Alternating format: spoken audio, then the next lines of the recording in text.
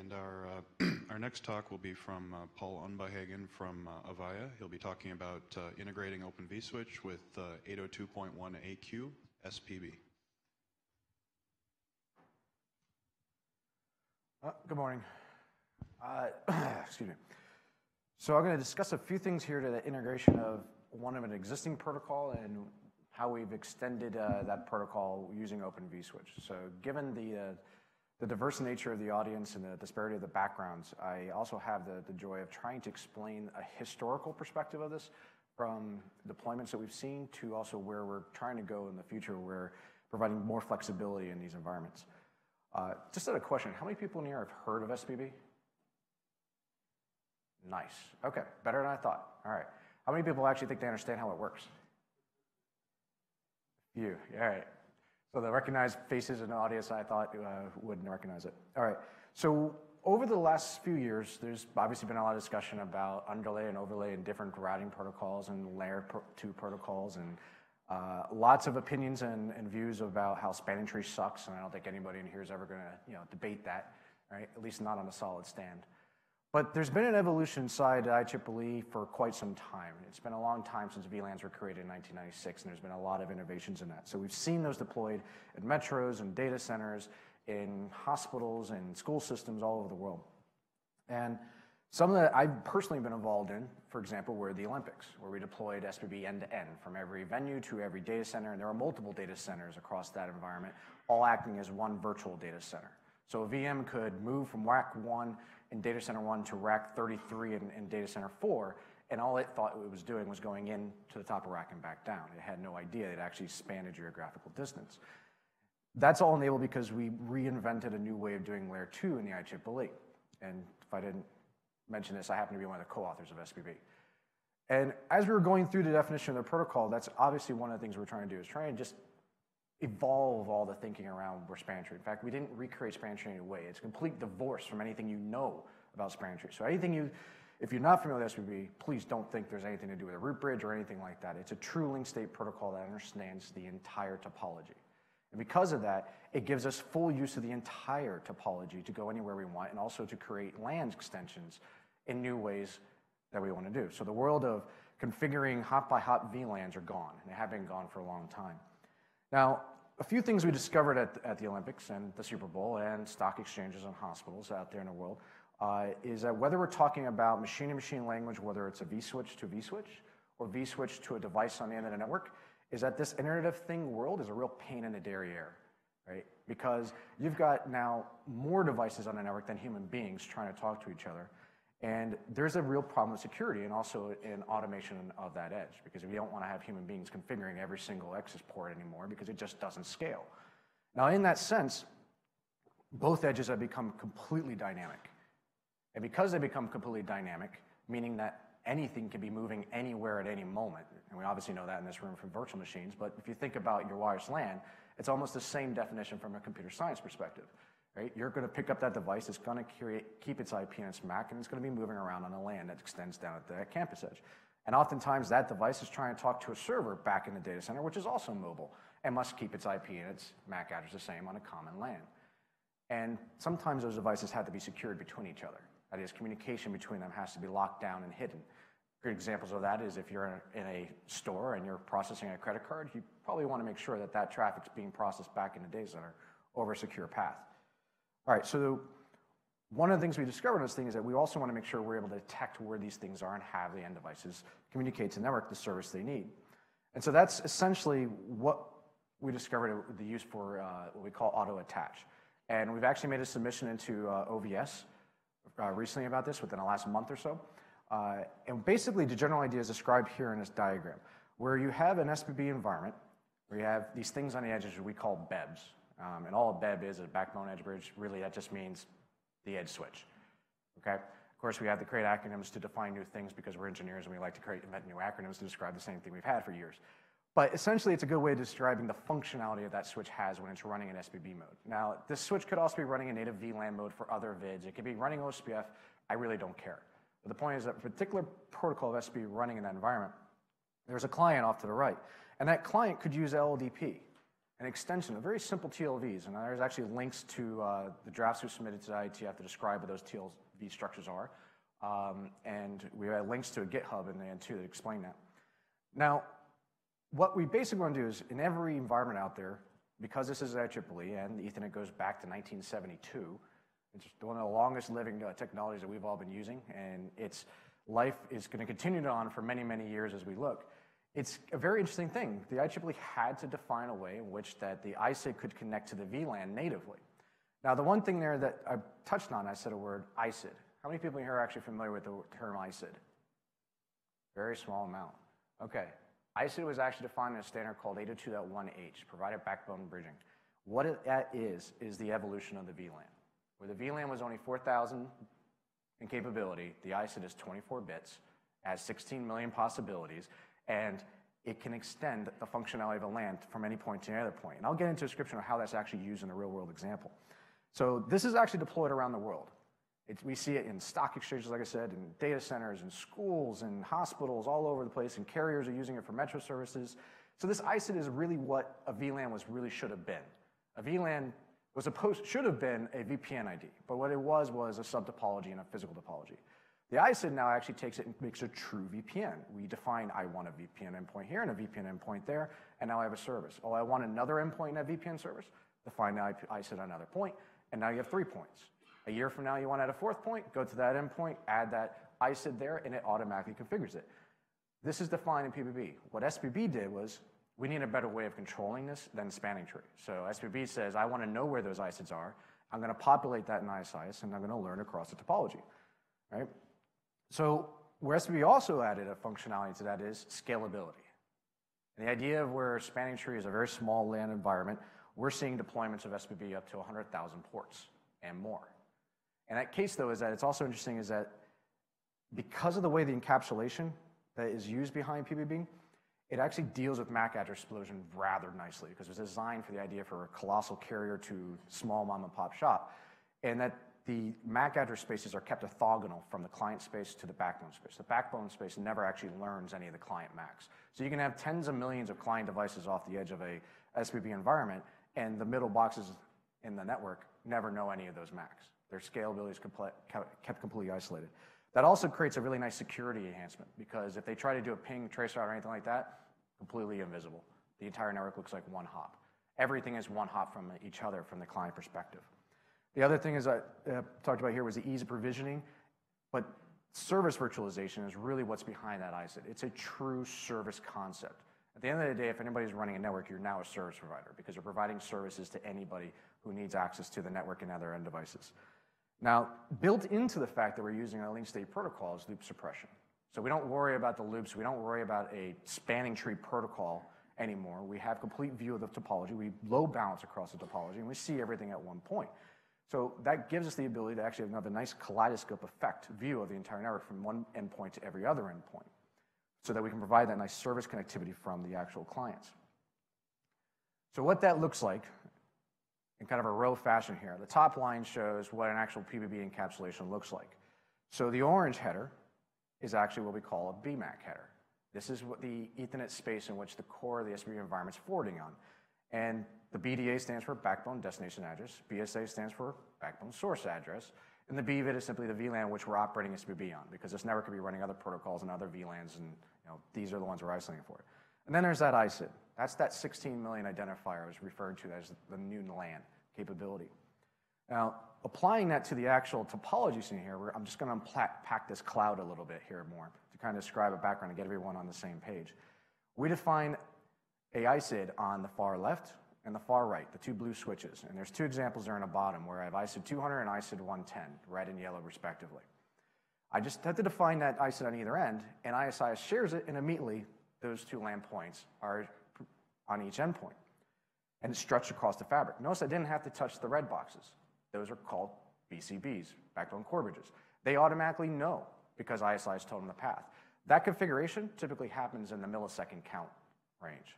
We've seen reconvergence of SPB environments actually happening in sub 100 milliseconds.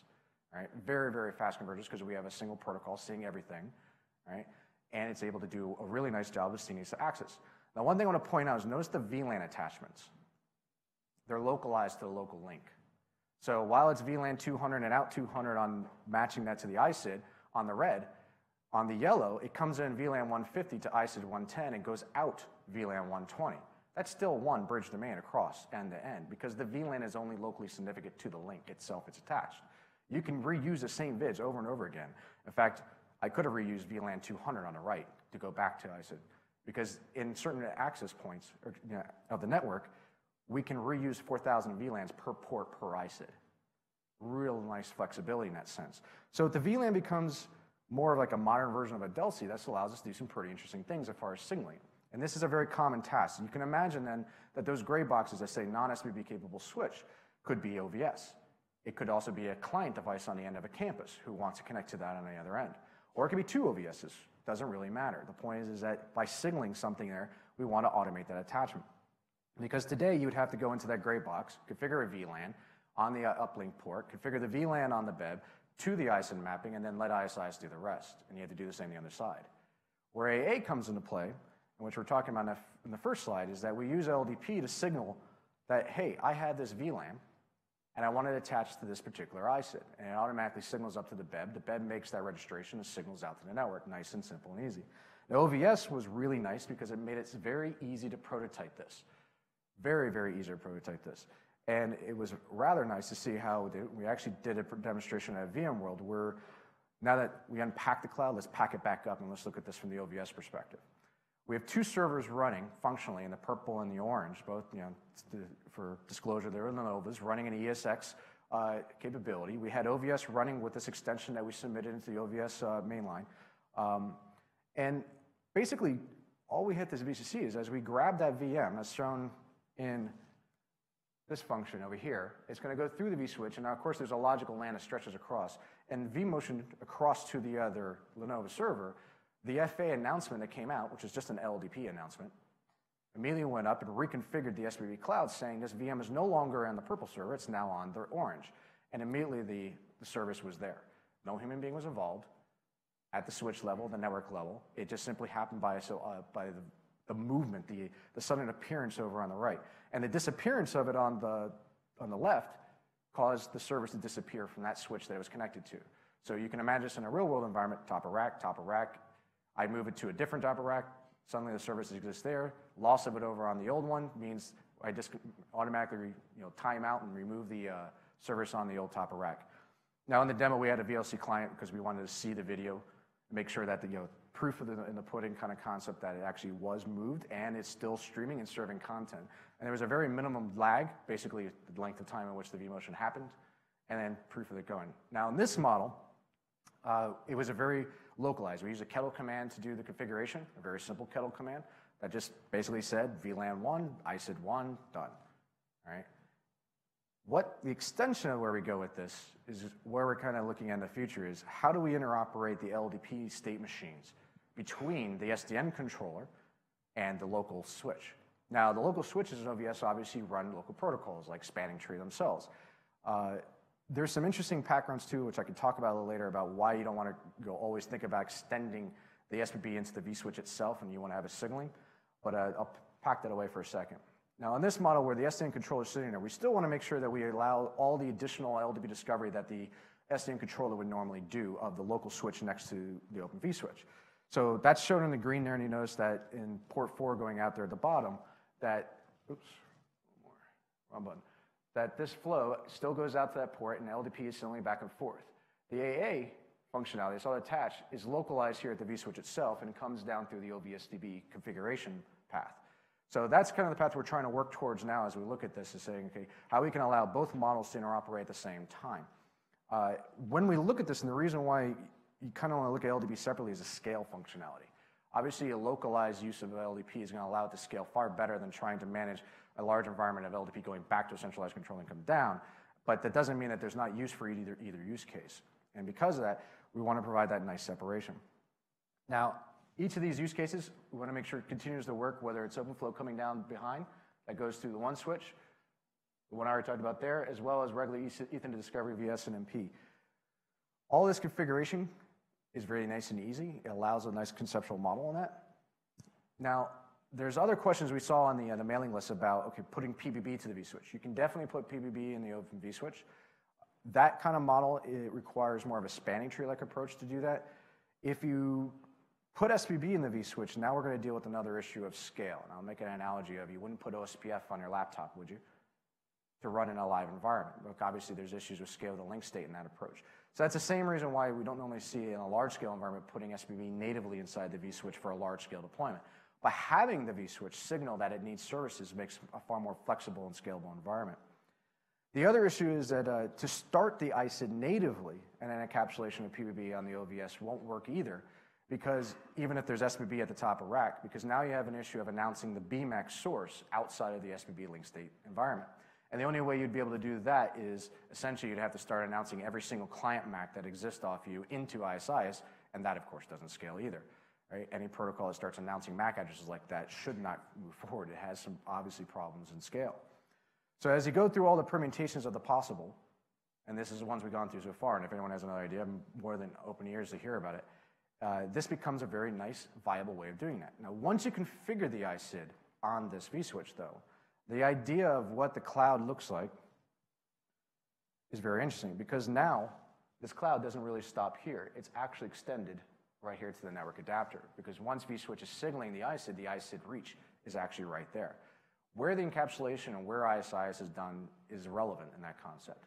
The service functionality is extensible from one end to the other. Right? So that allows, from the functionality going back to this diagram, where we can now have the switch here be OVS, and this one be OVS, and they signal to be here to automate the configuration of these ISID VLAN attachments on the incoming ports, making it nice, a simple, flexible way of actually deploying a data center or an Internet of Things kind of edge. So that being said, that's the technical content. We have submitted this to the IETF, and actually if you want to look up the actual definition of the TLVs, go and take a look at that draft up in the IETF. Recently in the last IEEE, we did a whole presentation on the capability as well, and we're looking at taking it to some kind of vote to hopefully make it into 802.1q standard later in the year. The actual GitHub functionality are located right there where you can see the submission for the functionality. The LLDP obviously contains the LLDP, and the SDK contains stubs for the functionality which we're talking about here. If there's any questions, I'd be happy to take them now. Any questions?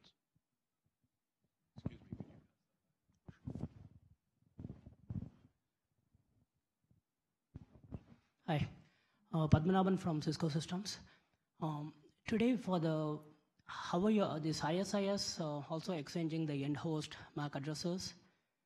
Because because SPBM is basically a tunneling protocol. Yep, it was overlay before overlay was cool. Right. Yeah. So do you also exchange the end host MAC addresses? Is ISIS doing that as well?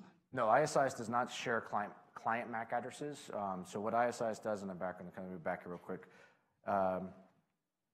So if you look at this being one ISIS domain, you configure ISIS just on these three interfaces between these four boxes, and it learns a topology. At that point, all it really cares about is where these ISIDs live in the environment. It does not care about where the client MACs are. It does not share client MACs in any way. In fact, if you have background in ISIS, we actually did a lot of heuristics in the environment where we take the chassis MAC off the switch itself and make it the system ID. And a system ID in SPB happens to be 6 bytes hexadecimal and must be unique in the ISIS domain. That's a MAC address by definition.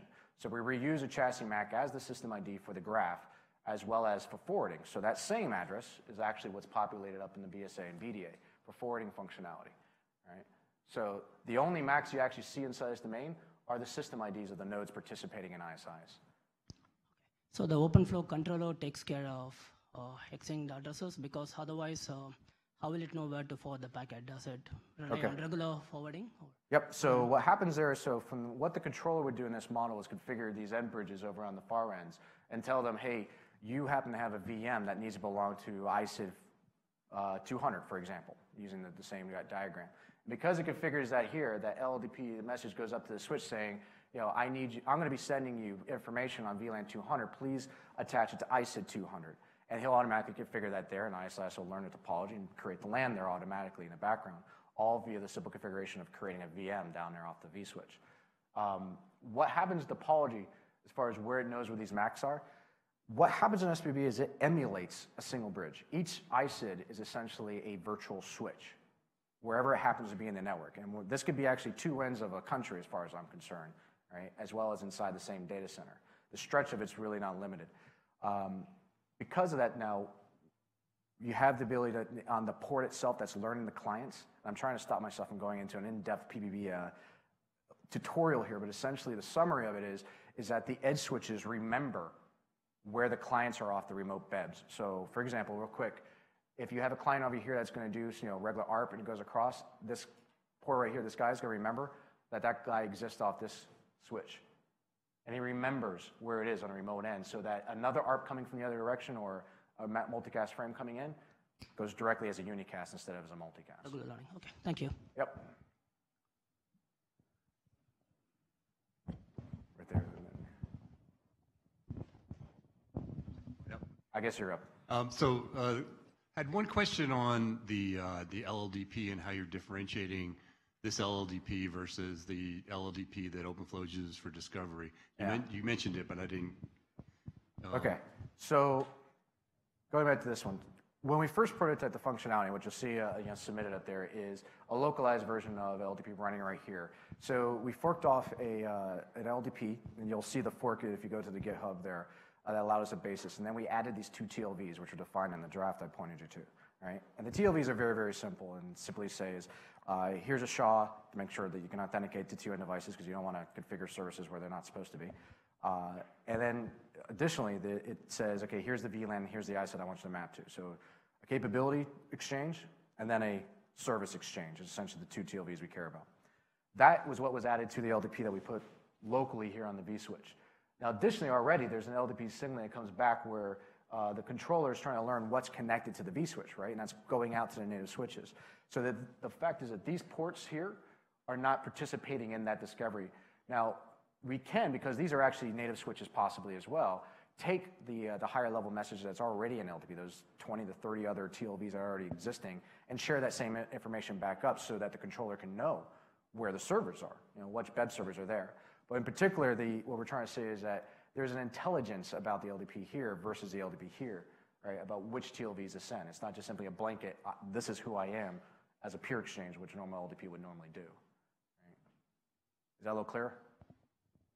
Yeah, I think so. Clear as mud? Yeah, I think so. So the other question I have is, so do you see this as an alternative to using VXLAN? It could be an alternative to using VXLAN for a native SPB environment. We've seen a lot of people who are running SPB in their data centers ask for this functionality directly because they didn't necessarily need the VXLAN because they didn't have a giant IP core in their way. SPB already gave them all the functionality to go underneath the IP. There's a little interesting thing if you think about protocols in perspective of how they're layered on top of each other, spanning tree and OSPF and all that, is that typically we think about these protocols and you have spanning tree that connects to an IP network, and it's a very two-dimensional kind of perspective of that. The LAN is blocked by the routing protocol, right? But when you're running SPB and it stretches across entire infrastructure switch routers, because no one really makes native just switches anymore, right? The IP layer can actually lift up, and anywhere I have a LAN interface and running SPB, I can extend the LAN across that, and then I can provide IP functionality onto that LAN very nice and simple.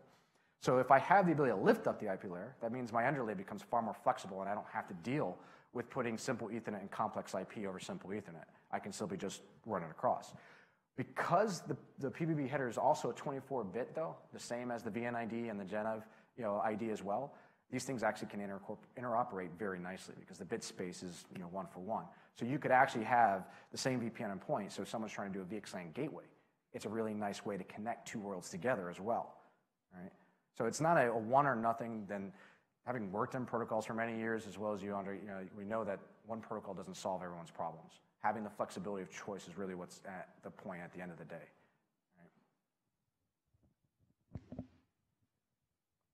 Right? We're running a little ahead of schedule, so if there are any more questions, we have plenty of time for them.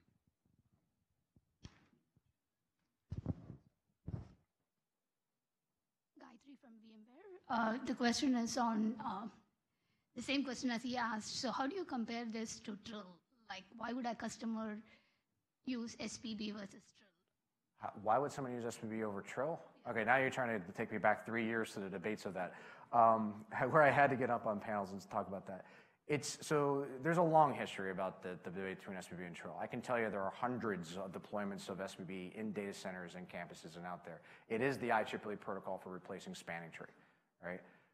It's deployed in thousands upon nodes and tons and hundreds of thousands of ports out in the world, right, in live networks. So it's not a matter of why would somebody do it, they already are.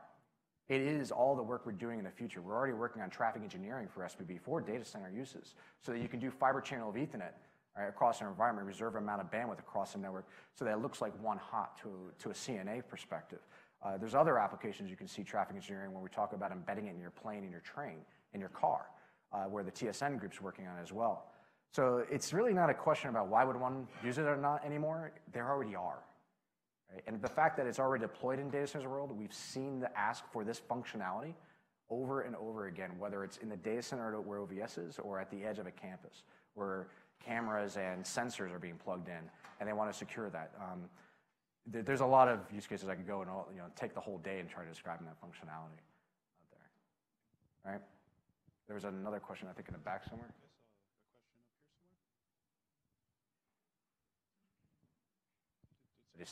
They back out of the question? Okay. Any more questions? Are there any more questions? I don't see any, so let's thank our speaker. All right, thank you.